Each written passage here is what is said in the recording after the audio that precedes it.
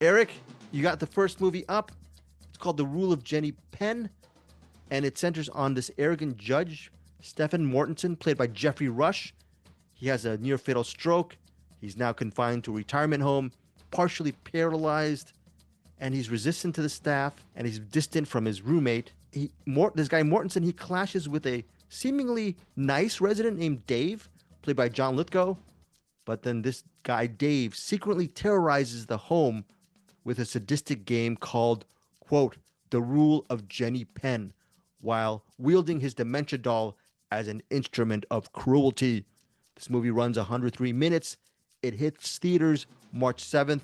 Eric Holmes, what else can you tell us about The Rule of Jenny Penn in your review? This is a cool movie. What do I tell you about this?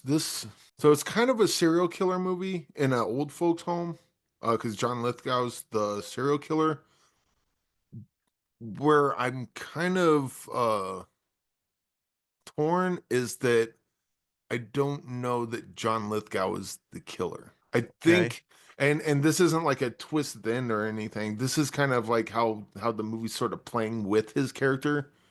It seems unclear, at least to me, whether his character actually exists or if he's like what do you call it? Like he's death, because people in retirement homes, they die. And so he's just, death with the sickle, but instead of a sickle, he's a crazy old man with a puppet going around taking him. Jeffrey Rush sees that John Lithgow's doing a bunch of things. No one really listens to him.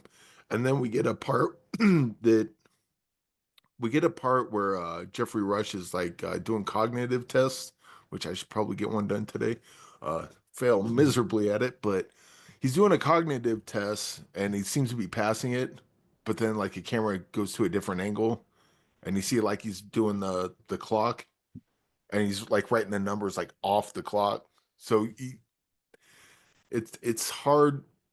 This movie's pretty much should just be called Unreliable Narrator because I don't think that we can really trust anything that we see on screen. But it's still kind of a cool take on this sort of thing because they don't use it as a big twist or a big reveal. It's just kind of part of the story. So they, instead of using it as a twist, they get to really dive into what that means or how it affects these characters.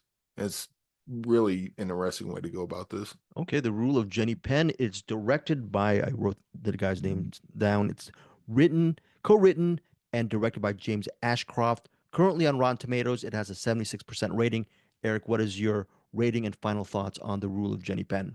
I will do 4 stars. This is like kind of one of those that could probably go up on a rewatch. When I start getting in the mode or getting in the groove of this movie, it's one that I want to go back to and kind of see if like all the ideas that I had while watching it still hold water on a second viewing. Does that make sense? Yeah, is this movie scary? Is it gory? What is this? Is this worth Uh, watching in the theaters, that kind of thing? it's not really scary. Actually, I mean, well, first of all, there's split diopters all over the place in this. And you got Cool. John Lithgow, and it's kind of De Palma-esque. I'm surprised this is not your favorite movie, but Oh yeah, no. This is I wouldn't I would hadn't I wasn't able to watch it. I've just been so crazy with yeah, other movies, as you know, with all of us have been crazy with so many different kind of movies. But yeah, yeah, so 4 stars, and is it worth? You might watch it down the road again, just to yeah. see. And I think on a like a second viewing, this could go up from 4 stars. It's just Hmm. that's where I'm at right now. But I think if I watch it again and then maybe again after that, and I never really have time to do that, but if I do, I would kind of already know what I'm getting into, so I would already know what to look for early on, and I think that would just enhance the viewing. Okay, cool. So that is 4 stars for The Rule of Jenny Penn.